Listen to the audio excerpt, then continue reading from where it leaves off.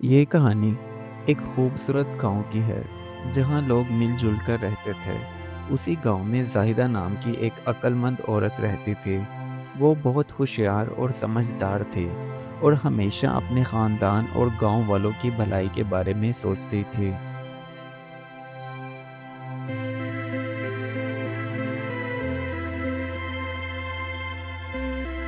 ایک دن گاؤں میں ایک بڑا مسئلہ پیدا ہو گیا۔ گاؤں کے پاس والے دریا کا پانی خشک ہونے لگا، جس کی وجہ سے کھیت سوکھ رہے تھے اور لوگوں کے پاس پینے کے لیے پانی بھی کم ہوتا جا رہا تھا۔ سب بہت پریشان تھے کہ اب کیا کریں گے۔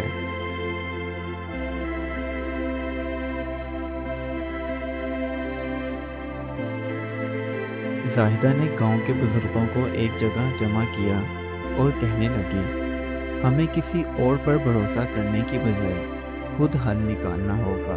اگر ہم ایک ندی کھودیں جو دریا سے ہمارے کھیتوں تک پانی لے آئے تو ہمارا مسئلہ حل ہو سکتا ہے۔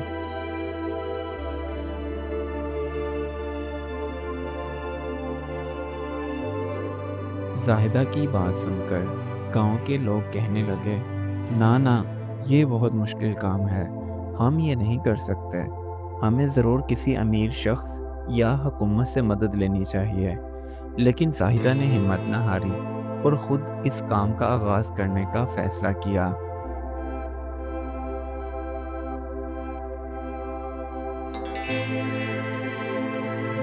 زاہدہ نے خود دریا سے ایک چھوٹی ندی کھودنا شروع کی۔ کچھ دن تک وہ اکیلی کام کرتی رہی، پھر آہستہ آہستہ کچھ اور عورتیں اور مرد بھی اس کے ساتھ شامل ہونے لگے۔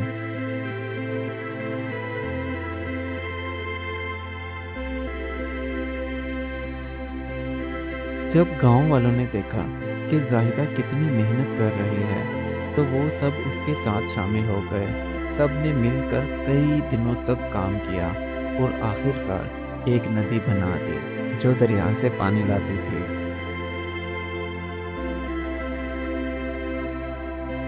جب پہلی بار پانی گاؤں میں پہنچا تو سب خوشی سے جھوم اٹھے۔ کھیتوں کو پانی ملنے لگا اور جانوروں کو پینے کے لیے پانی دستیاب ہو گیا اور گاؤں میں خوشحالی واپس آ گئی۔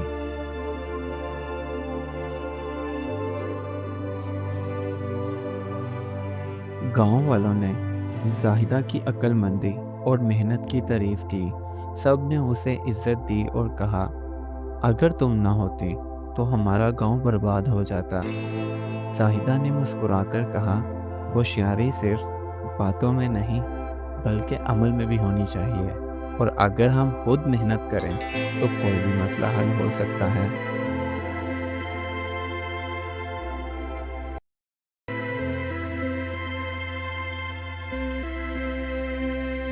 زاہدہ کی سمجھداری اور محنت نے پورے گاؤں کو بچا لیا۔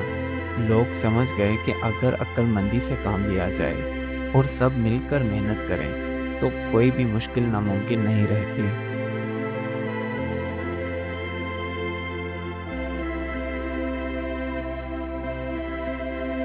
اس کہانی سے ہمیں یہ سبق ملتا ہے کہ ہوشیاری صرف کتابوں میں نہیں بلکہ عمل میں بھی ہونی چاہیے۔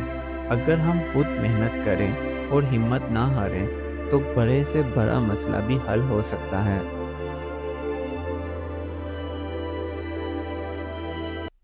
Do like my videos and don't forget to subscribe my YouTube channel. Also press the bell icon.